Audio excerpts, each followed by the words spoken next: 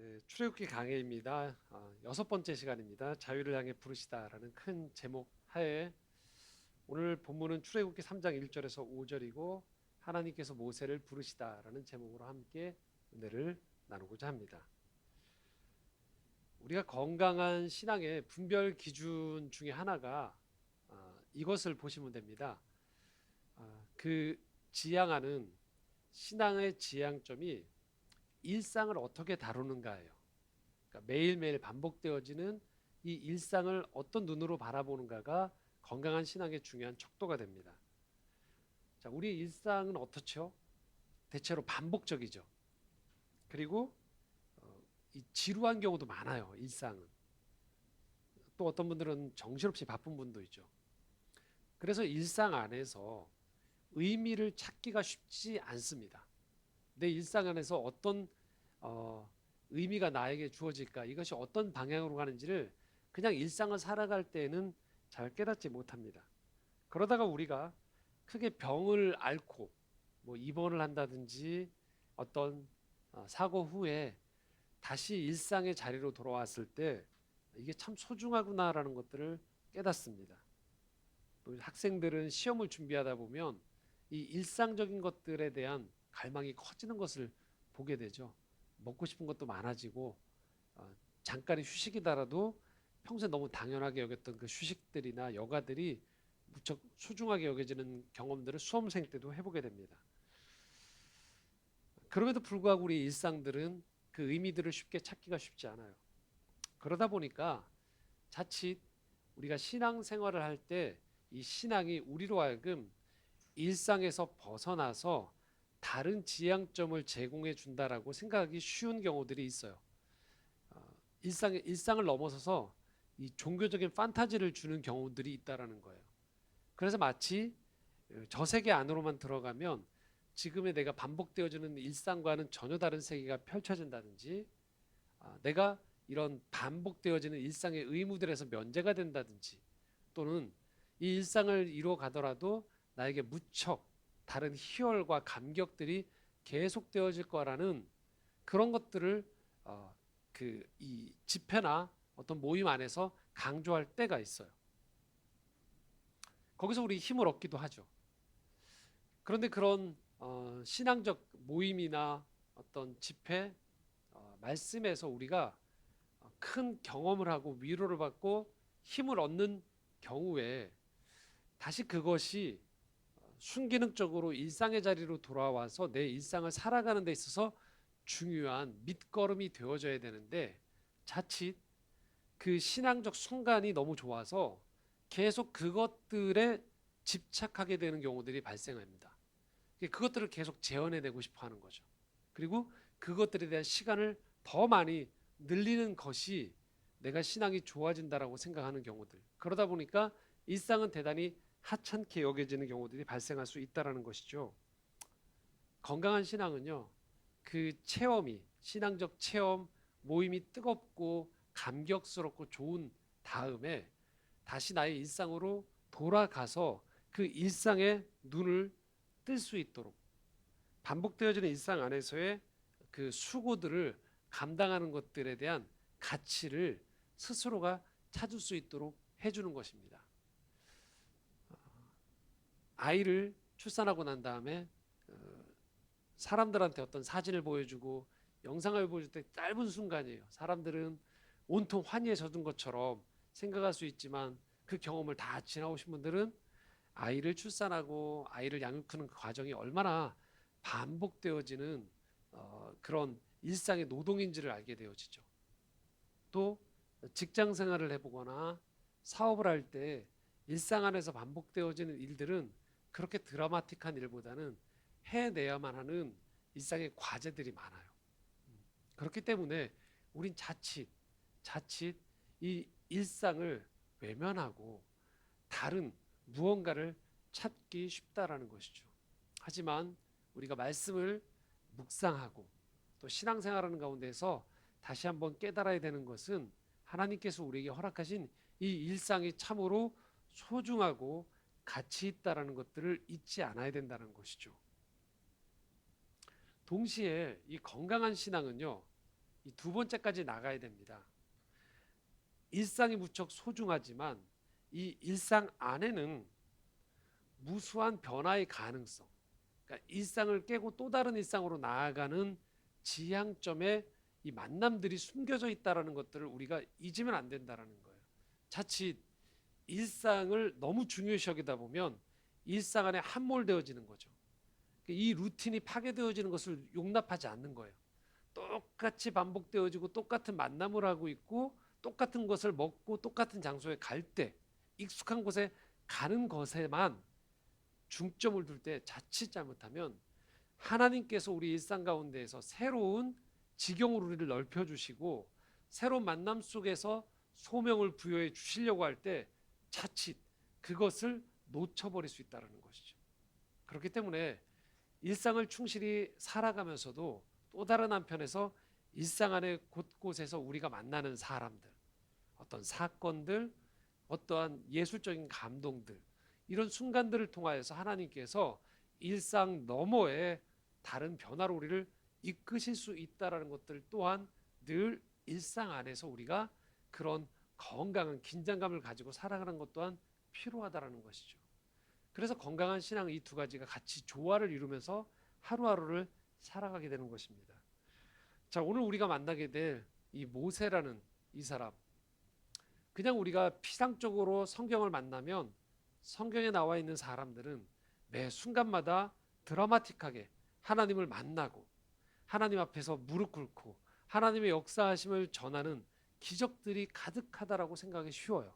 하지만 성경에는요, 그런 중요한 변곡점, 변화의 터닝 포인트들을 짚어냈을 뿐이지 대체로 그들 또한 우리와 동일하게 반복되어지는 일상이 그들의 인생 대부분을 차지하고 있다는 것을 잊으면 안 됩니다. 자, 오늘 말씀 1절은 이렇게 시작하고 있습니다. 함께 읽겠습니다. 모세가 그의 장인 미디안 제사장 이드로의 양떼를 치더니 그 떼를 광야 서쪽으로 인도하여 하나님의 산 호렙에 이르매. 자, 1절 이렇게 시작하죠. 모세가 그의 장인 미디안 제사장 이드로의 양떼를 치더니. 지난주에 2장의 끝절과 3장에서의 이 간격이 있어요. 다음 날이 아닙니다. 이때가 지금 2장에서 3장 1절로 넘어오는 요 때까지요.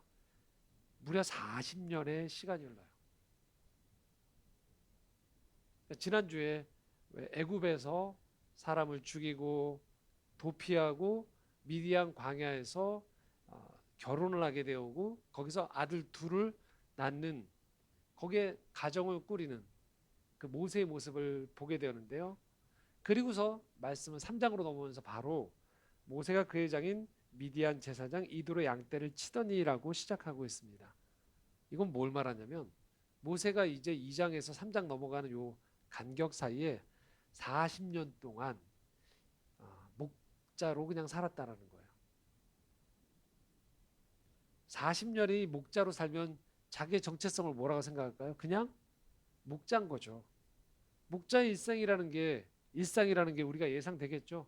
아침에 일어나서 양떼를 끌고 밖으로 나가고 먹이고 때가 되어서 해가 저물 때 되어지면 데리고 들어오고 저녁이 되면 지친 몸을 쉬게 되어지는 그 일상인 거죠. 그게 무려 40년 동안 반복되어지고 있었다라는 거예요. 40년쯤 되면 어떨까요? 40살 전에 애굽에서의 자기가 왕자로 살았던 삶이 어때 보일까요? 아득해 보이지 않을까요? 내가 인생에 그런 때가 있었지라고 생각을 하게 되겠죠. 그리고 자기가 내일도 또 나는 양떼를 치다가 계속 이렇게 치다가 내 생이 마감하겠지라고 생각을 하겠죠. 40년을 그렇게 살아봤으니까. 여러분들이 어느 직장에 다니시거나 어떤 만남을 가지실 때 한 1, 2년만 넘어도 그것이 벌써 나의 일상이 되면 내 정체성이라고 갖기가 쉽거든요. 그래서 직장을 오래 다녔던 분들이 퇴사하고 난 다음에 한동안 좀 힘들어 하시죠. 이 반복되었던 나에게 이게 전부라고 생각했던 것들이 사라져 버리니까. 자, 모세가 40년을 미디안 땅에서 목자로 살았다라면 그는 이미 그의 일상 전체가 목자로서 그냥 규정 지어졌다고 해도 큰 무리가 없을 거예요. 그럼 모세한테 누군가가 질문하는 거죠. 꿈이 있습니까? 물어보면 어떻게 했습니까? 내일 날씨가 맑으면 좋겠습니다. 라든지 우리 양떼가 아프지 않았으면 좋겠습니다. 정도의 꿈이겠죠. 자, 그런데 하나님은 이 모세의 일상 가운데에서 또 다른 만남을 준비하고 계셨고 또 다른 길로 모세를 인도하고 계시다라는 거예요. 그런데 여기서 모세가 늘 루틴하게 반복되어진 일상 가운데 한 가지 다른 행동을 해요. 그것은 그가 1절 하반절에 그 때를 광야 서쪽으로 인도하여라고 표현하고 있어요. 그래서 오늘 본문 1절 후반절에 하나님의 산 호렙에 이르렀다고 이야기하고 있습니다. 자, 모세가 왜 평소하고 다르게 광야 서쪽으로 인도했는지를 우리는 알 수 없어요. 히브리어 원어로 보면요, 이 서쪽으로가 너머로 지나서 이렇게 표현되어지고 있습니다. 조금 더 자세한 설명으로 보면 그리고 거기 뒤에 도달한 곳이 하나님의 산 호렙이라고 표현하고 있어요. 이것은 그가 일상적으로 가던 땅과는 좀 다른 지역으로 모세가 그날따라 양떼를 데리고 갔다라고 하는 것을 알 수 있어요. 자, 훗날 이 호렙산에서는 모세가 십계명을 받는 일이 일어나요. 그리고 엘리야가 더 뒤에 열왕기상의 호렙산에서 아주 중요한 하나님의 만남을 추구하는 곳이 되어지죠. 신의 산으로도 불리는 중요한 산이에요. 하지만 모세가 지금 이곳에 갔을 때에는 그냥 일상적으로 양떼를 먹이던 장소에서 조금 다른 장소로 넘어서 그곳에서 양떼를 먹이러 갔던 곳인 거죠. 이 호렙이라는 이 산이 그러면 굉장히 한눈에 보기에도 오늘날 한국으로 치면 국립공원처럼 아주 풍성하고 휴양지 같은 산이었냐? 그렇지 않다고 해요. 호렙이라는 원 자체가 황폐하다, 건조하다라는 거예요. 마르고 거치고 가시덤불이 많은 산이에요. 그러니까 산 자체로 보면 그렇게 크게 가치가 없어 보이는 땅인 거죠. 그런데 거기에 하나님의 산이라는 표현을 붙이고 있어요. 그러니까 이 평범해 보이는 땅에 지금 뭔가 다른 일이 일어나고 있으면 하나님께서 뭔가 이 산을 통하여서 다른 만남, 모세는 그냥 또 다른 장소로 갔지만 다른 만남이 여기 준비되어 있다라는 것이 이 안에 숨겨져 있는 것이죠. 자, 2절 그 만남이 무엇인지를 보겠습니다. 함께 읽겠습니다. 여호와의 사자가 떨기나무 가운데로부터 나오는 불꽃 안에서 그에게 나타나시니라.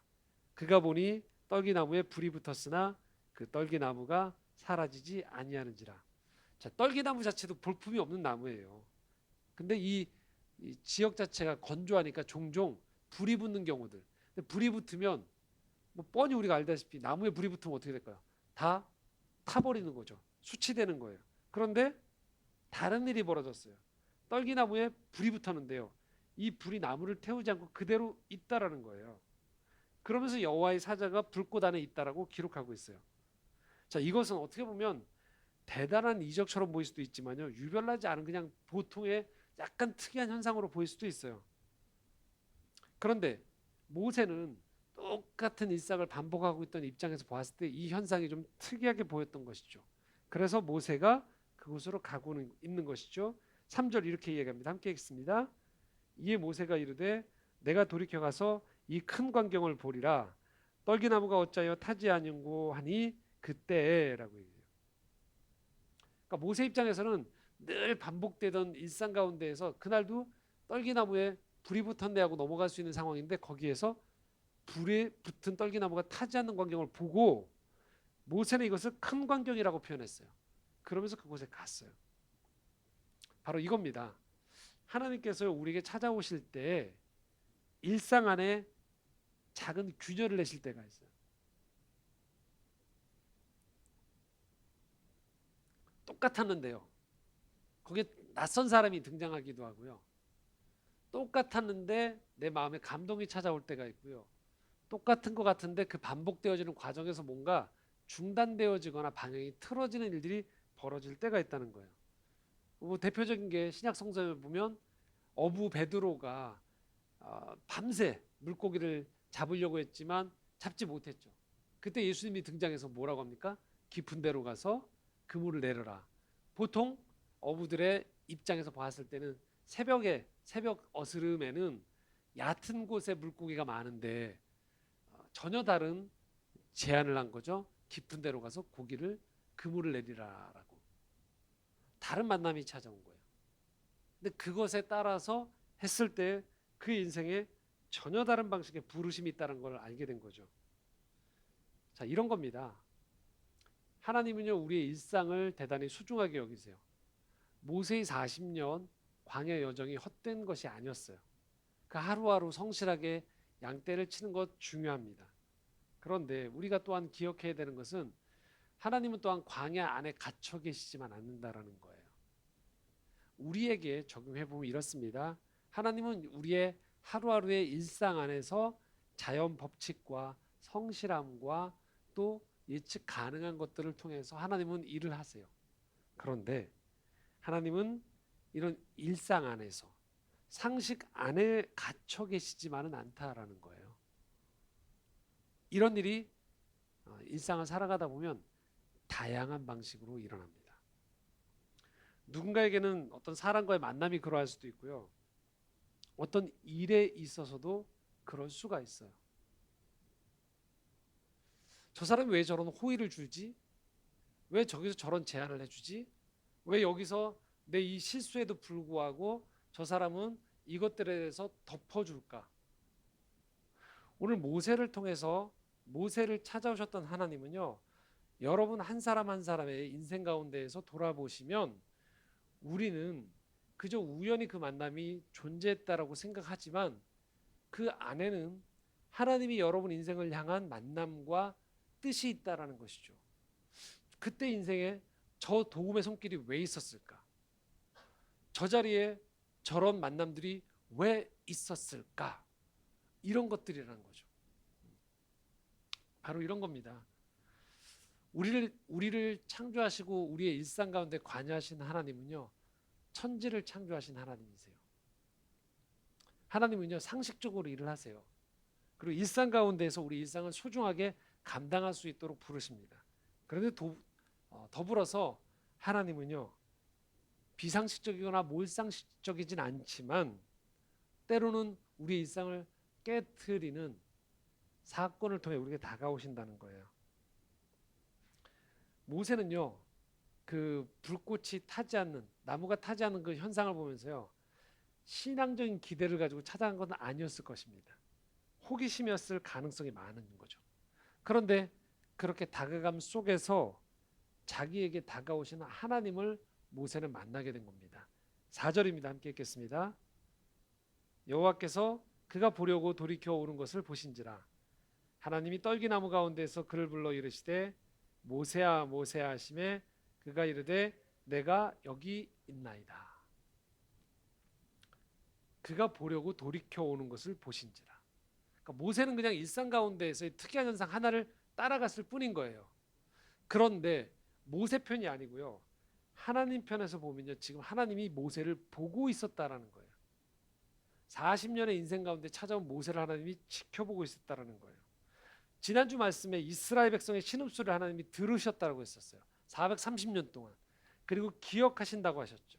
이제 하나님은 모세를 보고 있었다라는 표현 속에서 모세에게 찾아오시는 겁니다. 모세는 그냥 광야에 살아가던 노인한 사람이 아니었던 거예요. 설령 모세 자신이 자기를 그렇게 생각했을지라도 하나님은 40년의 세월 속에서 모세라는 사람의 인생 전체를 준비하고 계셨던 거예요. 나는 그냥 터벅터벅 광야의 양측으로 지내다가 특이한 현상 하나를 보고 거기를 건 거죠. 그런데 하나님은 이 작은 사건 속에서 모세가 자신에게 오는 장면을 보고 있다라고 표현하고 있어요. 여러분 모세 입장에서 한번 생각해 보십시오. 40년 동안요 아무도 자기를 기억하지 않았어요. 40년 동안 그 애굽 땅에 있었던 히브리 민족이 자기를 찾아오지도 않았어요. 도주에서 머물렀던 이 땅에서 그냥 자기는 나그네로 살면서 그냥 목자로서 늙어가고 있었던 거예요. 그런데 하나님은 이 모세의 40년을 지켜보고 계셨고 때가 되자 그를 부르고 계셨다라는 거예요. 이게 바로 우리 일상에 담겨 있는 신비라는 거예요. 우리는 반복된 일을 하고 있어요. 그러면서 문득문득 이런 생각을 하는 거죠. 누가 나를 지켜보고 있겠는가? 누가 나를 알아주고 있겠는가? 그런데 하나님은 우리 일상 가운데 지켜보고 있다라는 거예요. 모세를 지켜보시는 하나님이 계시다. 나를 지켜보는 하나님이 계시다라는 거예요.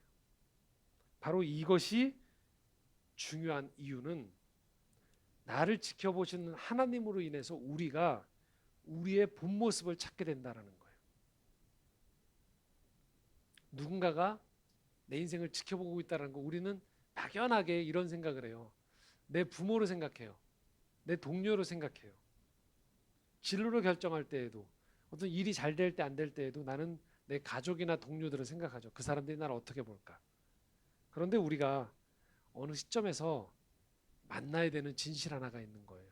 그것은 내 인생을 지켜보고 있는 한 분이 또 다른 한 분이 계시다라는 걸 우리가 만나는 거예요. 그분이 바로 하나님이신 거죠. 나를 지켜보고 계신 하나님이 계시다라는 거예요. 다른 사람들이 알아주든 알아주지 않든 그것과 상관없이 모태에서부터 어머니 태중에서부터 나를 지켜보고 계신 하나님이 나를 찾아오신다라는 거예요. 그렇기 때문에 이 하나님과의 만남을 통해서 우리가 일상 안에서 이 단어가 튀어오르게 됩니다. 바로 소명인 거예요.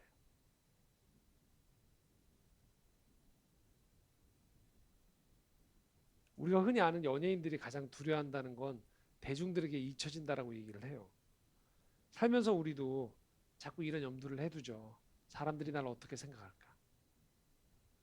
그런데 이제 우리가 신앙의 눈을 뜨고 소명이란 것이 있음을 알게 되어지기 시작할 때요.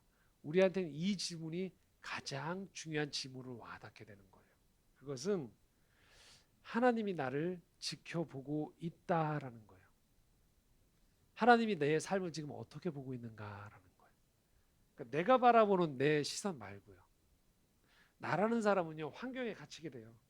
그리고 내 자신의 장점 또는 연약함에 갇혀 있어요. 근데 하나님은요, 나를 향한 계획 안에서 나를 보고 계시다라는 거예요. 나는 살아가면서 나의 안위에 보통 집중해요. 근데 하나님은요, 이 세상 안에서의 나의 역할에 대해서 보고 있어요. 지금 여러분의 일상이 중요한 이유는요, 하나님이 보고 있기 때문에 중요한 거예요. 하나님이 알아주고 계시기 때문에 중요한 겁니다. 내 삶의 존재 이유가 하나님으로부터 온다는 거예요. 내 쓸모가, 나라는 사람의 쓸모가 하나님으로부터 온다는 거예요. 그러므로 여러분, 우리가 하루를 마감할 때 또는 한 주간의 삶을 마감할 때요, 의식적으로 우리가 신앙생활을 할 때 의식적으로 이 질문을 던지는 거예요. 그리고 이것들에 대해서 하나님이 주시는 마음을 간직하는 것이 중요하거든요. 하나님은 지금 나를 어떻게 보고 계신가라는 거예요. 여러분의 일상 가운데서 지금 여러분은 계속 그 생각하신단 말이에요. 꼬여있는 일, 해야 되는 만남들, 어떤 과제들, 넘어가야 되는 성취들, 계속 이것들에만 집중해서 우린 살아가요. 그러다 보면 매일매일의 내 삶에 나를 바라보시는 하나님의 시선을 잃어버리기 쉽다라는 거예요. 하나님이 나를 어떻게 보고 계신가? 이게 내 삶을 끌어가는 원동력이 되는 거예요. 외롭고 힘들어도요, 내 인생이 망하지 않았다라고 확신할 수 있는 이유는 왜 그러냐면 하나님이 나를 보고 있기 때문인 거예요. 그리고 하나님께서 지금 모세야 모세야라고 부르신 것처럼 우리 한 사람 한 사람의 이름을 불러주신다라는 거예요. 그때 모세가 대답한 것처럼 우리도 이렇게 대답하는 거예요. 내가 여기 있습니다. 여기 있나이다. 하나님께서 불러주시는 그 사람, 딴 데 안 갔어요. 여기 있습니다. 저 기억하셨네요. 저 지켜보셨네요. 그리고 지금 저를 불러주고 계시네요. 그래서 우리 한 사람 한 사람이 다 소중한 겁니다. 우리 한 사람 한 사람은 우리가 세상에서 말하는 세상적인 효용성의 가치로만 우리를 판단할 수 없다고 하는 이유는 여기는 우리 한 사람 한 사람이 다 하나님이 부르고 있는 사람이기 때문이에요. 하나님이 지켜보고 있는 사람이기 때문인 것입니다. 여기서부터가 진짜 인생의 시작인 거예요. 나이가 많고 적음이 아니에요. 나를 부르시는 분이 계시다라는 걸 알고 있다라는 게 중요한 거예요. 이것을 아는 가운데 나아가는 것, 그게 기도인 거예요. 그리고 나를 지켜보신 하나님 앞에 나아가서 그분과 만남을 가지는 것이 예배인 것이죠. 누구에게 칭찬받고 인정받는 삶이 아니라 나를 부르시는 하나님의 음성에 응답하는 삶, 그게 내 인생의 궁극적인 목표가 된다라는 것들을 깨닫는 삶이 바로 신앙생활이라는 거죠. 그리스도인이 된다는 건 바로 이건 거예요. 아, 나를 보고 있는 분이 계시구나. 내 일상을 소중히 여기면서 일상 너머에 또 다른 소명의 자리로 부르시는 분이 계시는구나라는 걸 깨닫는 것, 이게 바로 신앙생활인 겁니다. 바로 이때 우리에게 하나님이 아주 중요한 말씀을 건네시는 거예요. 5절 말씀입니다. 함께 읽겠습니다. 하나님이 이르시되 이리로 가까이 오지 말라. 내가 선 곳은 거룩한 땅이니 내 발에서 신을 벗으라. 자, 모세가 불꽃까지 왔단 말이죠. 그럼 우리의 상식으로 보면 이 불꽃 가까이 오게 만들 거예요. 불꽃을 만져보게라도 할 거예요. 그런데 하나님이 여기서 갑자기 거리를 두세요. 가까이 오지 말라고 하세요. 물리적인 거리를 두세요. 그러면서 이야기하시는 건 지금 네가 서 있는 그곳이 거룩한 땅이라고 말씀하십니다. 그러니까 거룩은 내가 만들어내는 게 아니에요. 거룩은 하나님이 만들어 주시는 겁니다. 내가 해야 되는 것은 무엇이냐? 발에서 신을 벗는 거예요. 이게 하나님의 부르심을 받는 첫 번째 자리인 거예요. 신을 벗으라는 건 뭐 어떤 의미일까요? 모세가 살던 이 시대를 생각해 보면 쉽게 와닿을 수 있는 이야기인데요. 광야예요. 흙이 많은 곳이고 돌이 많은 곳이고 맹수가 자기가 습격할 수 있는 곳이에요. 자기를 보호하는 거예요, 신발은. 그렇죠? 그래서 집에 들어가면 발을 닦아야 되는 거예요. 이후에 이스라엘 백성들이 성소에 들어갈 때 신을 벗고 들어가게 돼요. 거룩한 곳에 들어간다고 생각하기 때문에. 자, 모세는요 80년 동안 신을 신고 있었어요. 자기가 신고 있던 신이 있단 말이에요. 샌들이에요. 이게 나를 보호해줬고 이게 내 힘이고 이게 내가 살아왔던 인생을 보장해주는 하나의 상징인 거예요. 그런데 하나님이 지금 그 신을 벗으라고 얘기하세요. 네가 선 곳이 거룩하니까 벗어도 된다고 얘기하세요. 너를 진정으로 보호하는 건 네 신발이 아니라는 거예요. 너를 진정으로 깨끗게 하는 건 네가 생각하는 물로 씻는 것이 아니라는 거예요.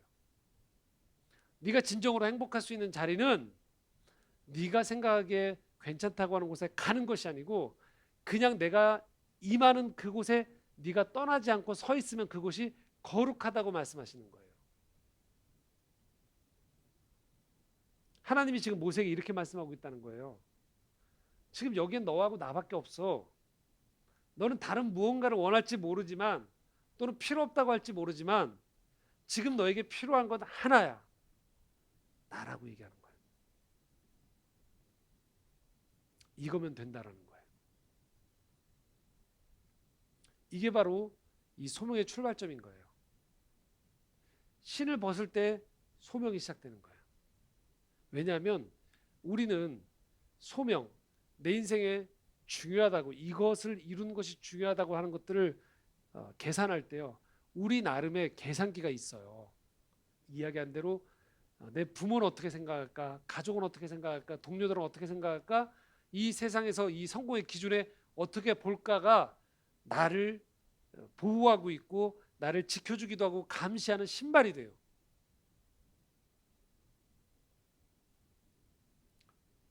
그것이 모세의 80년 인생을 끌어왔던 것이죠.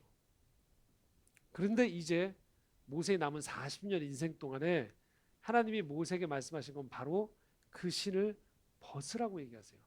거기까지면 됐다라고 얘기하시는 거예요. 이제는 내가 너와 함께하면서 너의 인생 가운데에서 중요한 네가 찾고 있었던 그 생의 의미를 완성해주는 역할을 하나님이 하시겠다라는 거예요. 모세가 할 것은 하나예요. 신을 벗는 거죠. 그곳이 거룩한 땅이니까요. 모세에게 필요한 것은 하나님이 머물 집을 갑자기 짓는 게 아니었어요. 그 순간 하나님이 원하셨던 건 모세가 신을 벗는 것이었어요. 물론 우리가 이후에 출애굽기 뒷부분에 가면 모세는 공동체가 하나님을 만나게 하기 위한 장소로 성막을 짓게 됩니다. 거룩한 텐트를 짓게 돼요. 하지만 지금 모세가 개인적으로 자기 한 사람이 하나님을 대면하는 그 자리에선 하나님은 말씀하시는 거예요. 지금 내가 요구하는 것 한 가지는 내 신을 벗는 것이다 라고 얘기하세요. 거기가 출발점인 거예요. 많은 것들을 계산하는 게 아니에요. 그래서 우리가 이 질문을 해볼 수 있는 거예요. 나는 정말로 하나님이 부르시는 그 부르심의 감동 앞에서 그거면 됐습니다 라고, 그러면 세상적으로 그것이 성공이냐 실패가 아니고 나를 부르시는 그 부르심 앞에서 내가 응답하겠습니다 라고 하면 그것이 내 인생에서 궁극적으로 가야 될 길인지, 그리고 그것이 결국 내가 이 땅에 태어났던 이유군요 라는 것들을 깨닫는 시간이다라고 그런 확신을 가지게 되어지는 것, 그게 출발점인 거예요. 하나님 그렇다고 일상을 다 걷어치우지 않으세요. 하나님은 이제 모세가 신적인 존재가 되어져서 가는 곳곳마다 이적을 행하고 모든 것들 속에서 아무런 어려움 없이 탄탄대로로 모세의 인생을 이끌지 않아요. 모세는 지금 광야에서 미디안 광야에 있었지만 이제 이 소명을 받고 난 다음에 또 다른 광야를 40년 동안 걸어가야 돼요. 면제가 아니에요. 근데 중요한 것은 무엇이냐? 모세가 자기를 지켜보며 모세야 모세야라고 불렀던 그분이 자기 인생에 계시다라는 것들에 확연한 눈을 뜨는 순간이라는 것이죠. 바로 이것이 신앙인 거예요. 우리 앞엔 계속적으로 광야가 펼쳐져 있어요. 이 광야 안에서 감당해야 되는 매일매일의 걸음이 버겁습니다. 또 막중할 수 있어요. 끝이 안 보일 수 있다고 생각할 수 있어요. 그러나 하나님은 그곳에서 우리를 지켜보고 계세요. 그리고 그 가운데서 우리를 부르세요. 우리가 잊지 않아야 되는 것, 일상의 일탈이 아니라는 거예요. 예수 그리스도 30년을 갈릴리에서 계셨어요. 청년 시절 목수로 지내셨어요. 아무도 예수님을 기억하지 않았어요. 그리고 그가 부름받아서 그분의 일생은 3년의 공생이었어요. 3년의 공생의 일생도는 또 어땠을까요? 많은 이적과 가르침과 사람들의 환호성이 있었죠. 그런데 여러분, 그 예수님의 일상을 다시 한번 그 3년조차도 면밀히 들어가 보십시오. 어떨까요? 일상은요, 반복이었어요. 제가 TV 프로그램 보다가 지금은 더 이상 속지 않는 게 있어요. 한동안은 제가 그 프로그램에 그걸 다 제가 다운로드 받아놓은 프로그램이 있었어요. 제 하드에 저장해놨던 프로그램이 있었습니다. 그거 뭐냐면 걸어서 세계 속으로라는 프로였어요. 일상이 제가 답답하다 보니까 전 세계 왜 관광지 가는 거 있지 않습니까? 그걸 다 다운받았어요. 그래서 지칠 때 이렇게 그렇게 열어보면서 그래 내가 언제 여기 가야지 이렇게. 근데 제가 몇 번 해외여행을 하면서요, 이 환상이 깨졌어요. 왜 걸어서 세계 속으로 가보면 왜 가이드들이 안내하잖아요. 이렇게 막 이렇게 뭐 이렇게 들고서 셀카 들고서 막 안내하고 카메라 따라가면서 우리는 편안하게 이렇게 집에서 TV를 보면서 보면 막 그 걸어가다가 마침내 뭐예요? 이렇게 광활한 막 광야 펼쳐지고 아름다운 풍경이 나오잖아요. 막 중국 같은 데 가면 막 이렇게 올라가고 나면 보면 저런 데가 있어 하는 그 장면들이 펼쳐지잖아요. 우리는 그건 TV로 보면서 뭐예요? 저기 꼭 가봐야겠다고 생각하잖아요. 근데 여기에 한 가지 우리가 빠뜨리는 게 있죠. 뭘까요? 세계 속으로인데 그 앞에 뭐가 붙죠? 걸어서가 있어요. 그러니까 그 장면 보러 가려면 뭐예요? 걸어서 가야 돼요. 그러니까 보면 한 7, 8시간 걸어가서 그 장관 이렇게 1시간 정도 보잖아요. 뭐 여러분 그 하루 종일 안 있잖아요. 보통 그런 관광지 가면 1시간 보고 다시 뭐 해야 돼요? 도로 내려가야 돼요. 그 잠깐의 그거잖아요. 걸어서 해요. 그렇죠? 그래서 제가 저거는 영상으로만 봐야겠다라는 생각들을 하면서 꼭 가야 되는 데들이 있지만 너무 저기 못 간다고 원통해하지 말자. 라는 생각을 했죠. 이런 겁니다. 우리의 일상은 걸어서예요. 아름다운 전경이 펼쳐지는 순간들이 있죠. 사람들이 부러워할 만한 순간들이 있단 말이에요. 그런 감격스러운 순간들도 있어요. 그런데 그것이 전부가 아니라는 거예요. 우리의 일상은 계속 반복되어지는 거예요. 그렇기 때문에 우리에게 필요한 것은 광야가 싫습니다가 아니고요. 이 광야 속에서 나를 부르시는 분이 있다는 걸 우리가 눈을 뜨는 것이 중요하다는 것이에요. 그러면 우리를 통해서 똑같은 광야지만 하나님이 어떤 일들을 맡기실 때가 있어요. 또는 단 하나의 소명이 아니고요. 여러 소명이 중첩되기도 해요. 또는 이때까지는 이 소명이 중요했지만 이 소명 다음에 또 다른 소명으로 인도하시기도 해요. 그렇게 점철되어 있어요. 그런데 우리가 잊지 않아야 되는 것은 뭐냐면 이 모든 것들이 이루어지는 것은 광야라는 거예요. 광야의 일생이 반복되어지고 있다는 것들, 그 속에 하나님이 함께 하신다라는 것이 삶의 진실이라는 겁니다. 오늘 그렇기 때문에 다시 돌아와서 우리의 일생을 바라볼 때 우리가 잊으면 안 되는 것은 이 일상이 참으로 소중하다라는 거예요. 값어치가 있다라는 거예요. 우리 믿음의 선조들도 이 일상을 살아갔던 것이고요. 나도 내 후손도 이 일상을 살아가게 됩니다. 광야 같은 삶을 살아가는 것이죠. 그러나 또 한 가지 그 일상 안에 하나님이 나를 지켜보고 있다라는 거예요. 그리고 나를 부르세요. 그래서 나는 결코 이 땅에 아무도 기억하지 않는 무지랭이가 아닙니다. 나는 하나님의 사람인 것입니다. 모세가 그러했듯 여러분 한 분 한 분의 삶에 여러분을 부르시고 계신 그 하나님을 기억하시면서 여러분의 일상 가운데 하나님과 동행하는 한 주가 되시기를 소망합니다. 함께 기도하겠습니다.